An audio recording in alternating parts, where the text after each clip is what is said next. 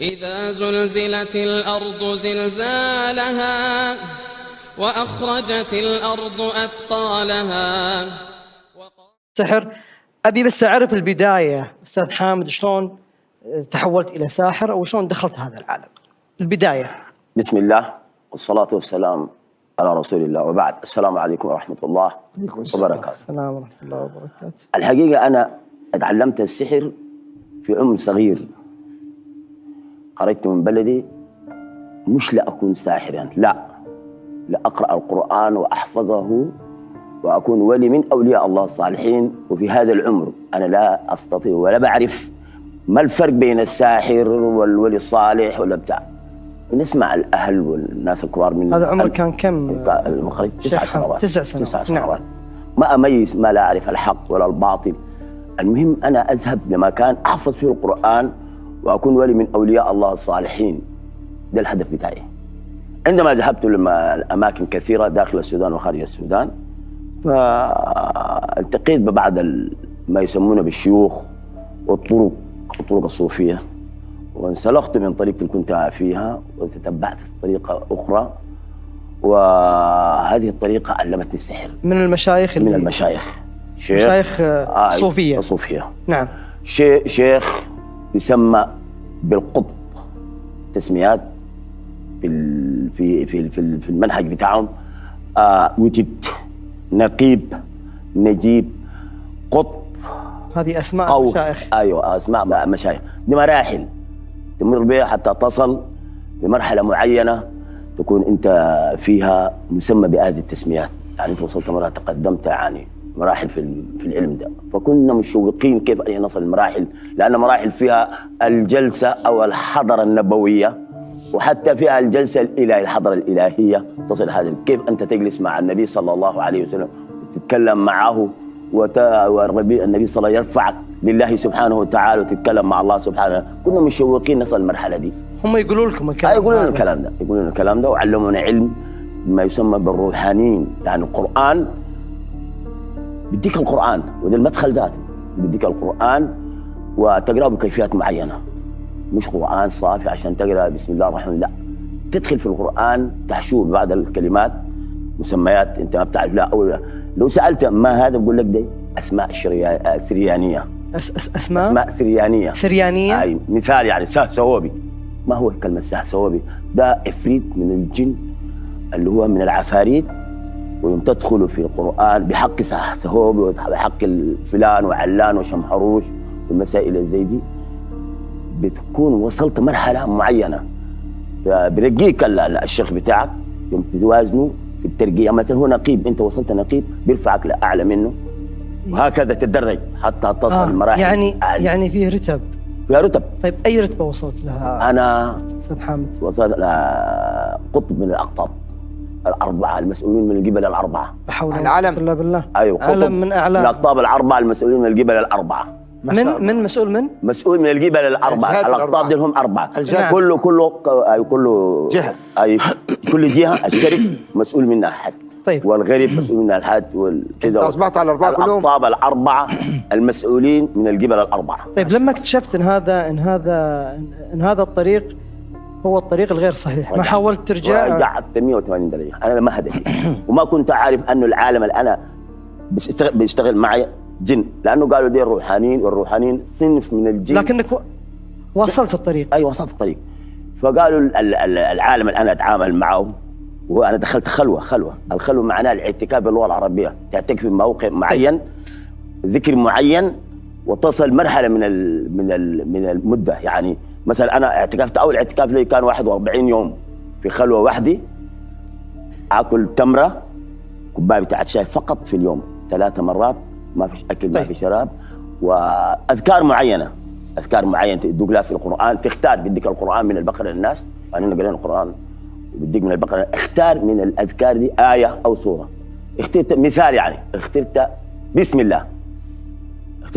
نعم، بسم الله تدخل فيها في خلوة 41 يوم. 41 أنت برات في حتة معينة بعيدة من الناس، وعريان، بدون ملابس، عريان بدون ملابس. ايوه واياك ان تخرج من هذا المكان. هذه بدايه المشوار. هذا بدايه المشوار عشان تخش للعالم الاخر. طيب مني قال لك راح سوي الشيخ اللي قال لك روح وقعد عريان. ايوه دخلك خلوه انت عريان، ياخذ الملابس ده عشان ما تطلع، لانك انت عريان ما تستطيع تطلع. طيب كان في تواصل مع احد اثناء الجلوس 41 يوم لا هذه؟ ما فيش اتصال مع اي حد، براك وحده. طيب ما تطلع من هذا المكان. طيب كان احد يجيك جن؟ لا بيجيك الجن. طيب في اليوم الاخير من المده هذه بيجيك نعم. روحاني، والروحاني ده قالوا لنا الروحاني نوع من الملائكه الصغار مش الكبار. مثلا في ملائكه كبار، هؤلاء يخلقهم الله لخدمه اولياء الله الصالحين الا خوف عليهم ولا هم يحزنون. ده الهدف بتاعنا، كون يخدمون الملائكه عظيم، يعني شغله عظيمه على حسب جهلنا. ولكن يعني هم فهموكم ان الشياطين والجن هم ملائكه. قال لنا روحاني، ما بقول لك شيطان ولا بقول لك جن، بقول لك ده روحاني. والروحاني معناه من الروح، والروح معناه مفهومنا يعني شيء عظيم، يعني شيء عظيم، ملك من الملائكه. أيوة. لكن ما الملائكه الدرجه الاولى مثل الدرجه الثانيه. نعم. فهموك روحاني. نعم. لكن ما بقول لك ده شيطان ولا بقول لك ده جن، ولو كان فهمونا انه ده شيطان ولا جن ما كان علمنا العلم هذا. نعم. ايوه هم فهموه ان الروحاني هو نوع من الملائكه. أيوة. هو في الحقيقه لا، عكس. طيب سحر على الطاب. طيب نعم. التنازلات اللي يقدمها الساحر للجن واللي يقدمها الجن للساحر. طيب اي ساحر يتعامل مع الجن اقل ما يقال فيه التقدم الشرك بالله. لو كان في ذنب، انا شخصيا ما مارست العمل ده، لو كان في ذنب اكبر من الشرك لو قلت ان الساحر ذنبه اكبر من الشرك. الساحر ذنبه اكبر من الشرك، لكن ما في شيء اكبر من الشرك. لكن هل الشرك بالله هل هي اهم الشروط الاساسيه؟ وما في الشيطان ولا جن ولا اي المسميات دي يتعامل مع ايا كان حبا في سواد عيون. لا تقدم تقدم الثمن، والثمن غالي، هو الشرك بالله. في اي حاله من الحالات لو نظرت للشرط اللي انت قال لك نفذه عشان ينفذ لك الامر تلقاه شرك بالله سبحانه وتعالى. شرك بالله، تشرك بالله يخدمك الجن ومش خدمه رغم عنفه، انت قدمته وهو قدم. طيب مقابل. طيب في اشياء اخرى بعد يشترطها؟ ايوه مثل يشترطك قول مثلا اذبح، قول كده، سب الله، سب الدين، سب كذا، ارمي المصحف في الحمام، بول في المصحف، عمل كذا عمل كذا عمل كذا. هذه كلها اشياء ما انزل الله بها من سلطان. وفي اشياء انا ما استطيع اقول قدام الجمهور من خطيرتها وكلام الفارغ اللي نعم. لكن لازم الطرفين يقدمون يعني تنازلات. لازم الانسان هو يقدم خدمه للجن. الانسان يقدم الخدمه للجن من خلال مقابل الخدمه هذه يعطونك المعلومات وانك تسحر وتتحكم. بعده انت تطلب منهم وهم بينفذوا كمان. طيب. انت نفذت هم نفذت. طيب هل فعلا هم يتزوجون؟ ممكن الانس يتزوج من الجن والجن يتزوج؟ بارك الله. كلمة زواج مسألة قدسية. الزواج له شروط. الزوجة والزوج والشهود في مراسم. اطلب يعطوك بقبول. هذا لم يتم بين الانس والجن، ما في زواج، في استيلاء. الناس بيقولوا متزوجة جن او متزوجة جن، لا مش زواج، استيلاء. هي ممارسات خاطئة بكل ما تفهم من الممارسات، وليس زواج. ما فيش من الإنسان من يأخذ أهله ويمشي لعالم الجن يكونوا ظاهرين يتشكلون ويكون بالتشكيلة اللي الإنسان يقبلها بهم ويقدموا ويقولوا احنا جينا طالبين بنتكم من إخوتنا من الجن بسنة الله ورسوله. ما فيش كلام، ما حصل زي. ولا الجن يأتي للإنسان نحن إخوتكم من الجن مسلمون ونطلب بنتكم فلانة، بنت ولدكم فلان أو بنتكم فلانة نزوجها لولدنا. الإنسان ما يقبل هذا ولا الجن يقبل هذا، وما حصل. بعدين ما فيش أبناء بين الاثنين، في ممارسة عادية جدا. والممارس أو الممارسة بيسأل الشيطان القرين، هذا الشاب يحب المرأة بأي صفة، صفتها كذا صفتها كذا صفتها كذا. هذه جنية عاشقة واحد من الإنس. تتشكل أول حاجة تمارس ممارسات عادية بسيطة حتى تمتلك عليهم، ثم تتشكل بالصورة اللي نقلتها القرين بتاعك لهي. نعم. أيوة تستولى عليك بشوي عادي جدا يعني بالعكس. لكن زواج ما تم ولم يتم ولا بيكون في إنجاب. أنت ذكرت الجن المسلم، هل ممكن انه يساهم معك في السحر او فك السحر للجن المسلم؟ هذا خطأ من الرقاة. أي راقي بيتعامل مع الجن المسلم الغير أو غير مسلم هذا ليس بشرع، هذا كلام فارغ.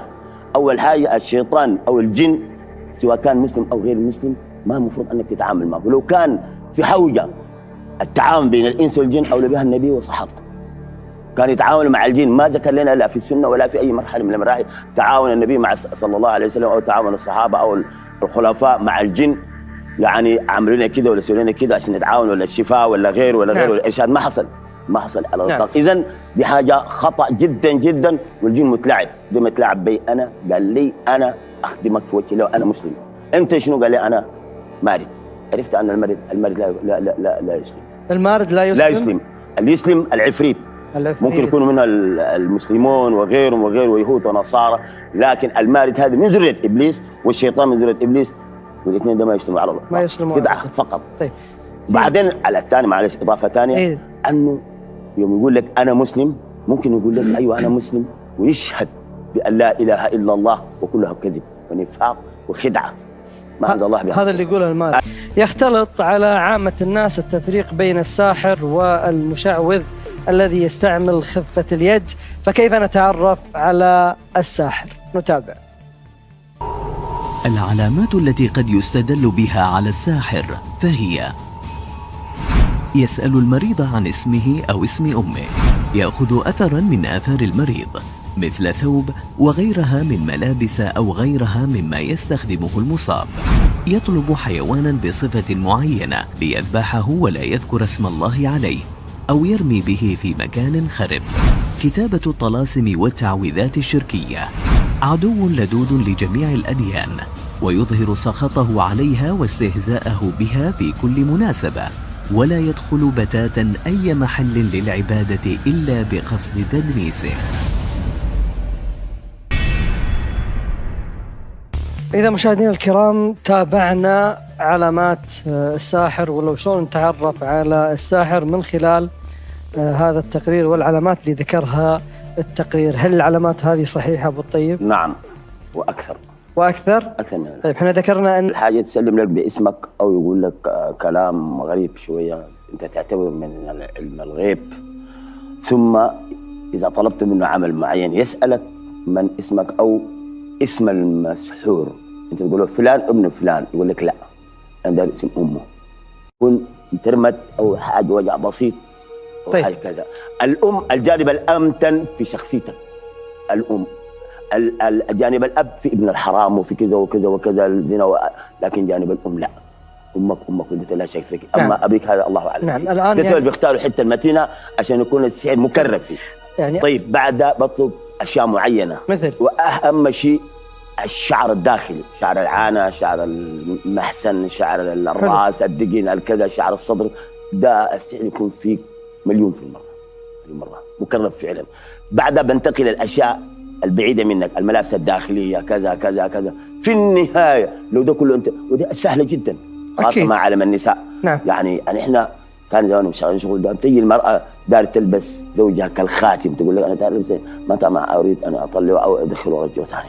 جيبوا الشعر هذا، ده أهم شيء. بعدك ننتقل للملابس الداخلية، السراويل الداخلية، ناخذ منها خيط خيطين نيجي نعمل أسحار سواء كان في المقابر أو سحر العقد أو أيوة. دي الحتة اللي اختاروا فيها. نعم. الثالثة قبل الأخيرة مثلا الطلاسم. أول ما جيت للإنسان وسألك من المسائل ده يقول لك خذ يدك في بعض الطلاسم اللي هي الموجودة عندنا، ممكن نعرضها الناس تشوفها ولا؟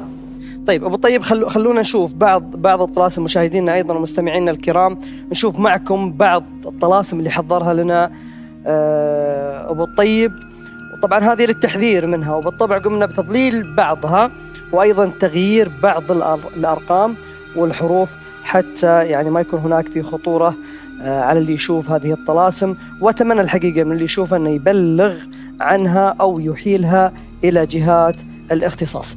شعوذة. طيب هل ممكن الساحر يعالج أو يخدم الناس في هذا المجال وهو ساحر؟ جزاك الله خير. بسم الله والصلاة والسلام على رسول الله. أولا أنا نوقشت في المسائل دي قبل كده، هل يجوز للإنسان أن يذهب لساحر يفك السحر؟ يفك السحر؟ عندي أنا لا، لماذا؟ نحن القاعدين في المجلس هذا إذا اشتركنا فقط لإنسان كلنا نقتل في شرع، صحيح؟ شلون طيب. يا ابو الطيب معليش نعيد إذا اشتركنا نحن في قتل إنسان معين وثبت علينا الاشتراك بالكلام بالتوجيه بكذا، الشرع يقتلنا كلنا في هذه تسمى القسامة. طيب القسامة هنا. فإذا كان احنا مشتركين في قتل الإنسان وما قتلنا لكن دلينا على الإنسان هذا الشرع. طيب فكيف أنك أنت تمشي لساحر يشرك بالله تقدم له ما عندك وتطلب منه أنه يفك منك السحر هذا؟ أنت شجعت إنسان أن يشرك بالله سبحانه وتعالى، والقتل أقل من الشرك، أقل ذنبا من الشرك بالله سبحانه وتعالى، لأن الله قال يغفر الذنوب إلا أن يشرك به. طيب أنت ذهبت لإنسان تخصب مثلنا سابقا، دفعت لي ما دفعت، أنا عامل شنو؟ عشان أفك السحر ده لازم أتقرب لعامل الجن بالشرك بالله. أنت الآن ساعدتني أنا أشرك بالله بالمادة وبكل شيء عشان أنا أفك منك السحر. يبقى الشيطان الذي أرسله لفك السحر لازم يكون أعلى من الشيطان في داخل الإنسان المسحور. ملة يجيني الشيطان أقول له يا أخي أنا أعوذ منك تفك السحر من هذا الشخص، قول لي نفذ الكلام الفلاني المطلوب، أنا أنفذ. ما هو الكلام الآن أنفذه عشان أرضي الشيطان هذا ويخرج الشيطان هذاك من المسحور؟ لازم أنا أشرك بالله سبحانه وتعالى. أنت إذن هذا الساحر، أي ده الساحر. لازم أنا أشرك بالله سبحانه وتعالى بكلامك أنت ومادتك أنت. ساهمت في أن أنا أشرك. يعني يقوى السحر مع الإنسان أو نعم. إذا طلب من الساحر إنه يزيد سبحان الله. طيب جاتني امرأة اتصلت بي منقبة أنا ما أعرف عنها أي شيء، فذكرت لي أنها مشت لدكتور في الخرطوم اللي هو عبد الحي يوسف، سألته من سؤال، قالت له يا أخي أنا مشيت الكعبة وما شفت الكعبة، طفت بالكعبة وما شفتها للمرة الثانية وما أعرف السبب شنو. قال لها السبب شنو؟ قالت له أنا سحرت امرأة.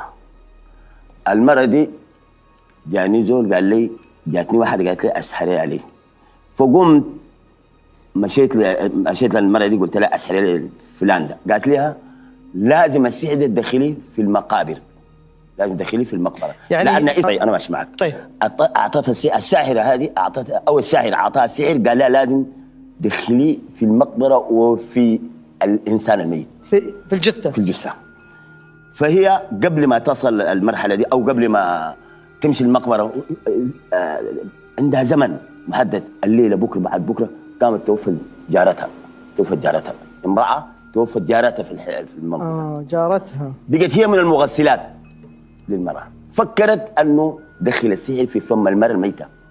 أعوذ بالله. وفعلا قال أنا جيت مع الغسالات وشال السحر في يدي لأنه ما بقدر تاني أمشي المقابر هناك، يمكن الشرطة ويمكن الناس يشوفوني، والليل هي بتخاف ما بتمشي المقبرة، فجات من المغسلات وأخفت السحر في يدها، فقامت مع المشغولية بتاعت المغسلات دخلت السحر في جزئين فوق وتحت. أعوذ بالله. وصمت خشم المرأة وكفنتها وانتهوا وشالوها المقابر. شالوها؟ ودوها المقابر. نعم. في نفس الليلة اللي كانت هي عملت فيها دي، المرأة المقصودة صرعت صراع جان من السحر. أول ما دخلوا المقبرة ودوها دفنوها في المقبرة، طوالي ديك هناك قامت انسحرت، الجن مشى وضراها. فعندما سمع عبد الحاج يوسف معروف، عندما سمع قال لا حول ولا قوة إلا بالله، سكت. فهي اتخلعت من الكلام اللي قاله عبد الحاج يوسف وما يمشي عبد الحاج يوسف، فوجهتها مرة قال لها أنت مشيتي مرتين للكعبة طفتي وما شفتها، قالت له والله ما شفتها. الكلام ده كله كان أنا ما عندي بخبر، دلوها على أنها تجيني أنا هنا. نفس المرأة جاتك؟ هي جاتني. نعم. أنا للآن ما بعرف ملامح وشها لأنها كانت متخطة منقبة، فقالت لي الكلام ده، قلت لها أنت يعني فعلا عملت الكلام؟ قال أنا عملت الكلام ده، وهي ذات مختفية خالص ما تظهر ملامحها عشان أنا أعرف ولا كذا. ففعلا قلت لها أنت ممكن تمشي يعني وتطلع السحر من المرأة دي؟ قالت لي ما ممكن. ليه ما ممكن؟ خايفة. قلت لها طيب ممكن تأجلي لك أي إنسان أجنبي. قال لي يمكن تتكلم بي. قلت ما بتكلم لك، امشي اجي لك اي انسان وتمشي المقابر بالليل ما يشوفك اي انسان وطلع السحر من المرأة دي. وأجري بأي طريقة. إذا كان أنت أجري وطلعت السحر ده بنفس الطريقة، تقوم تجيب السحر ده تخطوه في باغة بتاعت موية فاضية. أيوة. كبي عليها موية ويقرأ فيها آية الكرسي وأدفل 3 تفلات وآمن الرسول والكافرون والإخلاص معوذتين. في كل نهاية سورة أو آية أدفلي 3 مرات. الفاتحة أقرأها 7 مرات. انفذي فيها 3 مرات. 3 مرات. نفث. نعم. ثم أكفليها وجهها تمام، خليها يوم يومين 3 تتبلى. هذه الطريقة بتاعت السحر اللي عملت ده كله بالخيوط بعد ذاك تاني تعالي أقرأ فيها، ألقى حتة نظيفة أحفري حفرة كبيها في الوطة أدفنيها، يبطل السحر.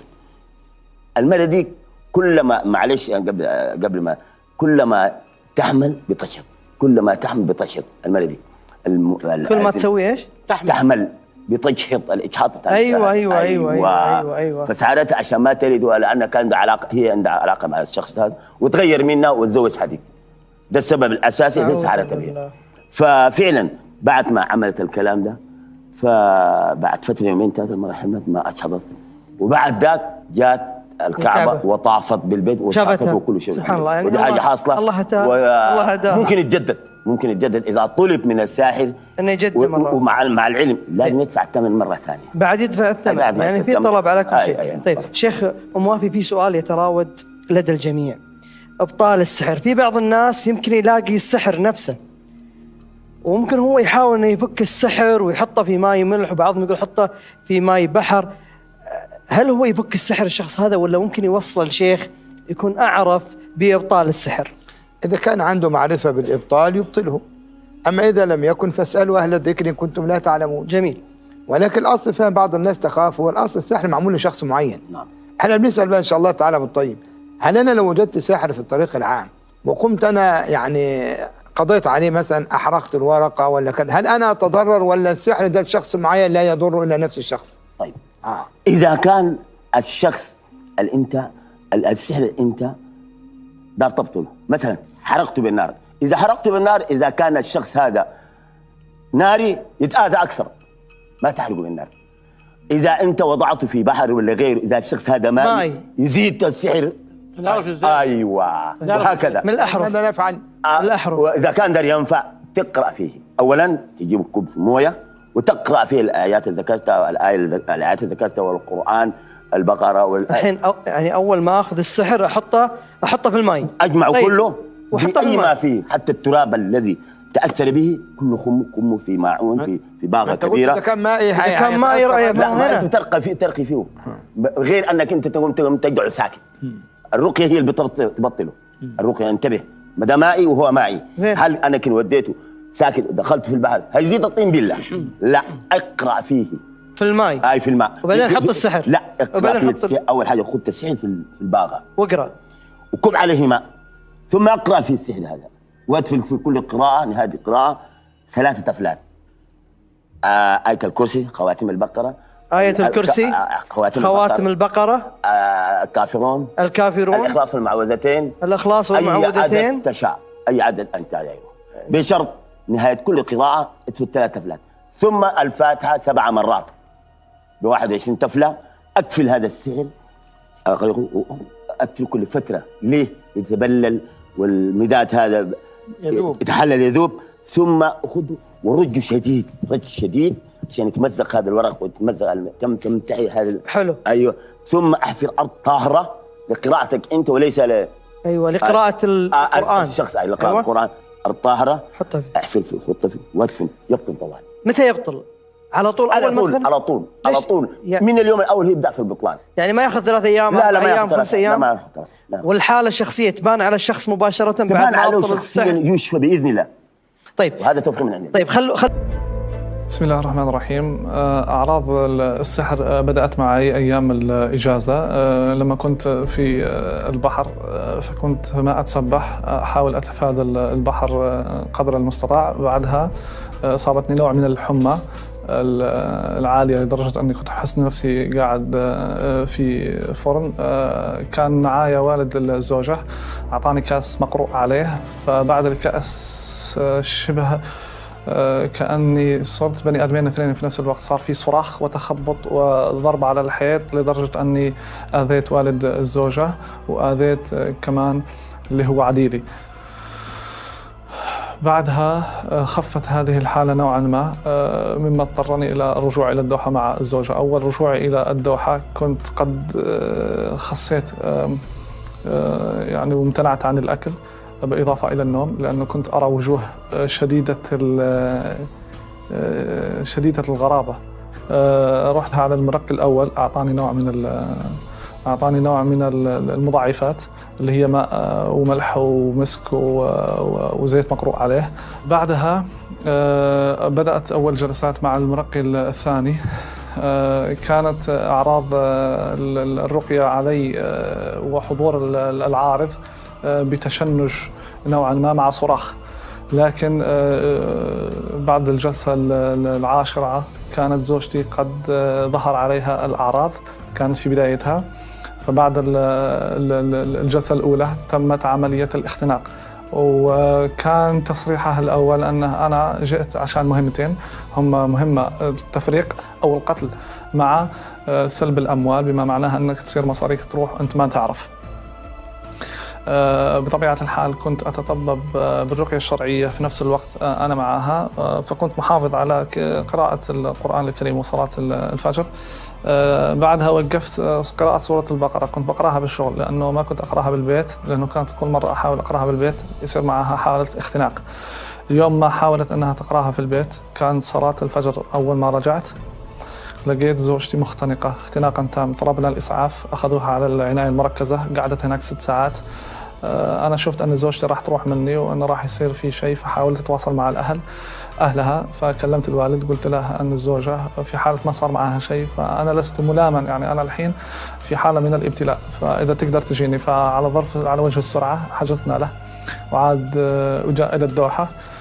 فكان له أثر كبير حضوره، لأنه كان عنده كمان هو مرقي لكن وقف رقية شرعية. كان والد الزوجة يقوم برقيتها شبه يومي وإعطاها الماء المرقي، فكان كل مرة يعطيها مي مرقي كانت تتخبط، وكان ضغط شديد على العارض، ذلك بسبب أن الرقية كانت تتم 3 أيام مع المرقي اللي احنا نروح له، وشبه يومية مع الوالد. بالنسبة للتأثير، كان تأثيرا على وجه الخصوص في الحياة الزوجية.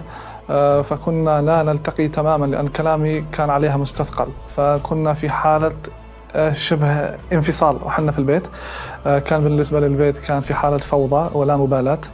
أنا بالنسبة لي في الشغل كنت كثير الغياب وقليل التركيز، لدرجة أني كنت أنسى أشياء كثيرة عندي.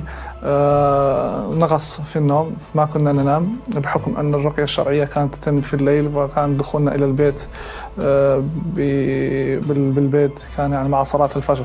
حتى النوم بعد صلاة الفجر كان ثقيل، بحكم أنه كان يحاول أنه ينقص علينا النوم، إما بضرب أو بمنامات يعني يبين لك فيها وجوه مش زينة.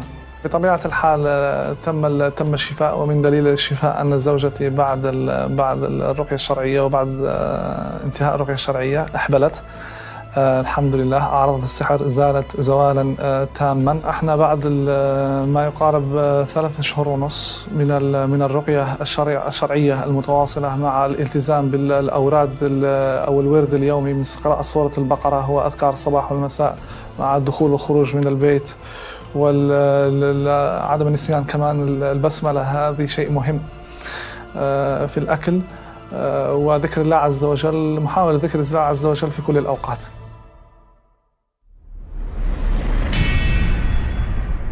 شاهدنا الحالة هذه إخواني المشاهدين وكذلك المشاهدات، الحقيقة أنها دمرت حياته تقريبا، إلا يعني حتى يقول مع قراءة سورة البقرة أبو الطيب زوجته تختنق. من يخنقها هذه؟ طيب، إذا كانت القراءة صحيحة لا تختنق. إذا كانت القراءة صحيحة لا تختنق. بس هذا السحر. هذا السحر اللي معاهم انفصلوا في البيت وعايشين في بيت واحد. أيوة. دمار حياة رب مستقبل، الدوام ما يروح الدوام، كراهية البعض. أيوة، ده سحر. وإذا يقرأ القرآن صحيح، القرآن كالاسم. بس هذه نقطة مهمة. أيوة. طيب إذا قرئ القرآن صحيح بشكل صحيح، أيوة. ما يخنق والله ما يخنق، بس بشرط القراءة تكون صحيحة، لأن اسمك فلان حروف موجودة. إذا غيرت حرف في اسمك يكون اسمك لا. زدت حرف يكون اسمك لا، نقصت حرف لا يقبل. وخاصة القرآن أشد من ذلك. ليه؟ لأنه في القرآن لو غيرت حركة من الحروف يتغير القرآن تماما. مثال: قل أعوذ برب الناس ملك الناس إله الناس من شر الوسواس الخناس الذي يوسوس في صدور الناس من الجنة والناس. انتهت الصورة. الحمد لله رب. ليه؟ أنا غيرت حركة ما غيرت حرف. أنا الجن نطقته، لكن هل نطقته في محله؟ لا، أنا تعوذت من الجنة وليس من الجن. صح، من الجنة. طيب الحمد لله رب العالمين الرحمن الرحيم مالك يوم الدين إياك نعبد وإياك نستعين اهدنا الصراط المستقيم صراط الذين أنعمت عليهم. انتهت الصورة. أنعمت عليهم. أيوه، دي ما قراءة صحيحة. أنا بقيت الله مع الله على حرف. يقول أنعمت، ما أنا الله والله بنعم وأنا بنعم، لكن يقول أنعمت ضمير متقاطب لله سبحانه وتعالى، وبطلب من الله سبحانه وتعالى أن يجعلني من الذي هو أنعم عليهم، مش أنا أنعمت عليهم. أنا ما أنعمت على أحد، أنا بينعم علينا. فالتغيير في القراءة يبطل كل شيء، والشيطان عليك بالمثل. هنا يتدخل الشيطان في أي خطأ في القراءة. العلم قبل العمل. اقرأ صحيح، كل الكلام الذي قاله النبي صحيح. أنت تقرأ صحيح سورة البقرة والله لا يخنق ولا يخش البيت، لا سحر ولا غيرهم. عجيب. أيوة والله. يعني قراءة الخطأ فينا نحن بشكل سليم صحيح وصحي وصح، والله لا يدخل الشيطان ولا ساحر ولا أي شيء. نعم. بس كيف أنت تقرأ صحيح وكيف تلفظ صحيح. أولا الأمر سهل وليس صعبا. أي مسلم يستقيم على منهج الله تعالى الله يتولاه، وإن تولاك الله تعالى فلا يمكن لأحد أن يلحق بك ضررا. نعم. ولذلك أنا أقول حافظ على الصلوات في أوقاتها. أنت عندك أذكار الصباح وأذكار المساء، عندك أذكار النوم، والنبي أوصاك صلوات ربي وسلامه عليه أنك أنت عندما تريد أن تنام تتوضأ حتى يظل معك في فراشك ملك يحفظك ويدعو لك حتى تستيقظ. الله أكبر. أذكار النوم هذه مهمة جدا، لأن النوم أنت في حالة ضعف لا تستطيع أن تدافع عن نفسك، فالشياطين كلهم يتكالبون عليك. أما عندما تكون التزمت بسنة النبي صلى الله عليه وسلم، أذكار النوم، النوم على وضوء، وبعد ذلك كلما استطعت أن تتوضأ معظم يومك كنت في حفاظة الله تعالى وعنه. لكن بالنسبة للحالات مثل هذه هذا علاجها. تحسين أذكار الصباح، أذكار المساء، أذكار النوم، مثل ما قال الأخ هذا التسمية. لو أنك دخلت باب بيتك الآن فسميت بسم الله، الشيطان ما يدخل الباب. ولو أكلت وطعمت بسم الله، والشيطان إذا أراد الإنسان يدخل البيت أول حاجة ينتظرك وأنت داخل. إذا ما ذكرت الله تعالى يقول لهم أدركتم المبيت، رايحين تناموا. إذا ما ذكرت الله يقول لهم أدركتم المبيت، يعني لقينا مكان النوم. خلاص نعم. وإذا جيت اتعشيت ما ذكرت الله يقول أدركتم المبيت والعشاء. والعشاء. عجيب. أما بارك الله فيك هذا الحصان التحصين الحقيقي، ولا تحتاج شيء بعد ذلك، ولا تخشى، لا تقول لي مس ولا عين ولا حسد ولا جن ولو اجتمع أهل الأرض جميعا. الله. يعني أيضا بعد السبع عجوات هذه أيضا سنة أخرى. النبي أوصى صلى الله عليه وسلم نعم الذي يأكل 7 حبات عجوة. طبعا العلماء يقول العجوة هل لازم تكون عجوة المدينة؟ الشيخ ابن باز عليه رحمة الله تعالى قال أي نوع من التمر، أي نوع يأكلين، يعني لأن عجوة المدينة لن يصيبك لا سم ولا سحر. عجيب. نعم. لن يصيبك لا سم ولا سحر. نعم. الحلتيت معلش يمكن يعني بعض الأشياء الخفيفة هذه احنا نسمع فيها لكن نبي نتعرف عليها. الحلتيت هذا هل هو فعلا يطرد الجن والشياطين من المنزل؟ بسم الله. الخبراء بتوع الحلتيت. والصلاة والسلام على رسول الله. أول حاجة الحلتيت من الأعشاب التي يكرهها الجن. كويس. الأعشاب هذه نحن تعلمناها من عالم الجن لأنهم أطباء في المجال ده وليس أطباء بتاع مواد كيماوية ولا صيدلة ولا بتاع. كل الأطباء بتاعت الجن كلهم أعشاب. الطب الأصلي مش البديل. الناس بيقول الطب القديم هذا البديل، هذا خطأ. هذا الطب الأصلي. البديل هو الطب الآخر اللي يعني هو بتاع الصيدلة. الحلتيت ما يحبون الجن. الحلتيت لا يحبه الجن. السدر القسط الحلتيت يكرهه الجن. الأعشاب هذه طبيعية وليس سحر، تفعل أفعال كأنها سحر. الأعشاب منها ما يضر الإنسان ومنها ما ينفع، منها ما يتأذى منه الملك من الأعشاب هذه، منها ما يتأذى منه الجن. هذه الأعشاب موجودة وما سحر طبيعي. طيب من ضمن الأعشاب السدر والحلتيت والقسط الهندي. هم يستخدمون السدر ويستخدمون القسط الهندي في العلاج دائما. أيوة. الحلتيت ده عنده حكمة غريبة جدا. الحلتيت إذا كان أنت جيت لمنزل مثلا فيه شياطين، المنازل هذه فيها عمار، اي منزل فيه عمار، وخاصه في عمار. في عمار. المسألة البيوت اذا في عمار من المرض من الشياطين وانت جبت الحلتيت يخرجوا كلهم. هل الملح ايضا. والملح؟ الملح ايضا زين يضر. بسألك يضر سؤال الجن. ابو الطيب، هل الجن اللي قالوا لك احنا ما نحب الحلتيت مثلا اي نعم، او نبهوك اي نعم، لانه في حالات يجون يقول خرجوا هذا، يقول لا مش تجيب الحلتيت، احرق الحلتيت